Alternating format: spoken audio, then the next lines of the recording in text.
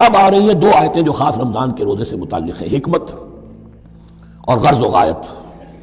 پھر ایک آیت طویل آئے گی احکام، اور پھر ایک آیت آئے گی لٹمس ٹیسٹ. یہ 6 آیتیں.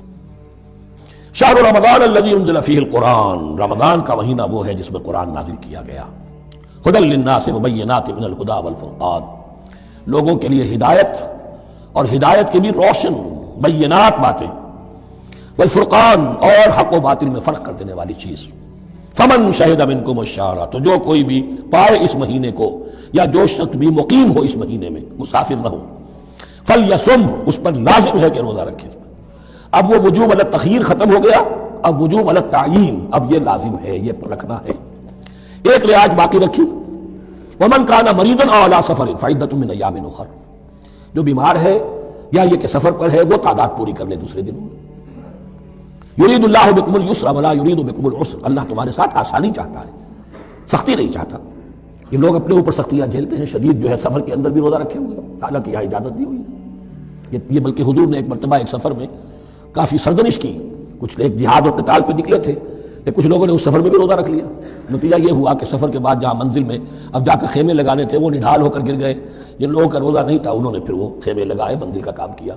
تو حضور نے فرمایا کہ لیس من البر الصیام فی السفر، روزے رمضان اس میں سفر میں روزہ رکھنا کوئی نیکی کا کام نہیں ہے. لیکن ہمارا تصور اور ہے، 105 بخار چڑھا ہوا ہے، روزہ نہیں چھوڑوں گا میں، روزہ تو میں نے رکھا ہوا ہے، یا روزہ تو میں نہیں چھوڑوں گا. حالانکہ جہاں رعایت اللہ کی ہے اس رعایت سے فائدہ نہ اٹھانا ایک طرح کا کفران نعمت ہے. وَلِتُكْمِلُوا الْعِدَّةَ، لیکن تمہیں عدت اور تعداد اب پوری کرنی ہوگی. وہ جو تھی ایک رعایت کہ فدیہ دے کر فارغ ہو جاؤ، وہ نہیں ہے. وَلِتُكَبِّرُوا اللَّهَ عَلَىٰ مَا هَدَاكُمْ، اور تاکہ تم تکبیر کرو اللہ کی اس پر کہ جو اس نے ہدایت تمہیں عطا فرمائی. وَلَعَلَّكُمْ تَشْكُرُونَ، اور تاکہ تم شکر کر سکو اس نعمت عظمیٰ کا جو قرآن حکیم کی شکل میں تمہیں دی گئی. فَإِذَا سَأَلَكَ عِبَادِي عَنِّي فَإِنِّي قَرِيبٌ، مطلوب تو یہ ہے کہ تمہارا جو یہ جسم حیوانی ہے یہ کچھ کمزور پڑے، روح ربانی جو تم میں پھونکی گئی ہے اسے تقویت حاصل ہو. دن میں روزہ رکھو، اس حیوانی وجود کو ذرا کمزور کرو، دباؤ اس کے تقاضوں کو. رات کو کھڑے ہو جاؤ، اللہ کا کلام سنو اور پڑھو تاکہ تمہاری روح کی آبیاری ہو، اس پر حیات آب حیات کا ترشح ہو. نتیجہ کیا نکلے گا؟ تمہارے اپنے اندر سے ایک پیاس ابھرے گی. وَإِذَا سَأَلَكَ عِبَادِي عَنِّي فَإِنِّي قَرِيبٌ، تقرب الی اللہ کا جذبہ پیدا ہوگا. تو اے نبی جب میرے بندے ایسے بندے آپ سے میرے بارے میں سوال کریں ان کو بتا دیجئے میں قریب ہوں، دور نہیں ہوں. ان تنصروا اللہ ینصرکم، اللہ کی مدد کرو گے تو اللہ تمہاری مدد کرے گا. تمہاری دوستیاں ہو، پینگے بڑھا رہے ہو اللہ کے دشمنوں کے ساتھ، ساز باز ہو اللہ کے دشمنوں کے ساتھ، اور کھڑے ہو جاؤ قنوت نازلہ میں اللہ سے مدد مانگنے کے لیے، تم سے بڑا بے وقوف کون ہوگا؟ پہلے اللہ کی طرف رخ تو کرو، اللہ سے اپنا معاملہ درست کرو.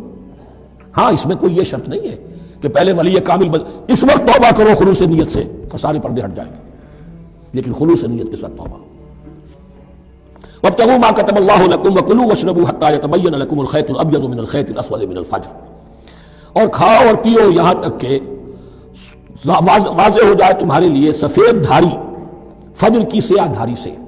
یعنی یہ پاؤں پھٹنے کے لیے استعارہ ہے کہ جب سفیدہ نمایاں ہوتا ہے ایک لکیر کی طرح، پاؤں پھٹ گئی، اس وقت تک کھانے پینے کی چھوٹ ہے. سحری جو ہے آپ کر سکتے ہیں، بلکہ کلوا واشربوا، کھاؤ اور پیو. اور اس کی حدیث میں تاکید آئی ہے، اور یہ بھی فرمایا ہمارے اور یہود کے روزے کے مابین سحری جو ہے وہ فرق ہے. تسحروا فإن فی السحور برکہ، سحری ضرور کیا کرو اس لیے کہ سحری میں برکت ہے. ثم اتموا الصیام الی اللیل، پھر رات تک روزے کو پورا کرو. اب رات تک میں اکثر فقہا کے نزدیک غروب آفتاب مراد ہے.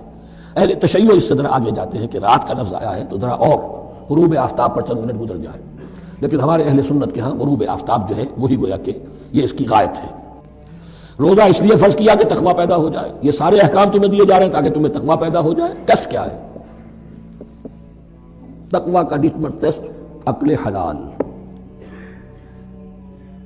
یہ نہیں ہے کوئی نیکی نہیں.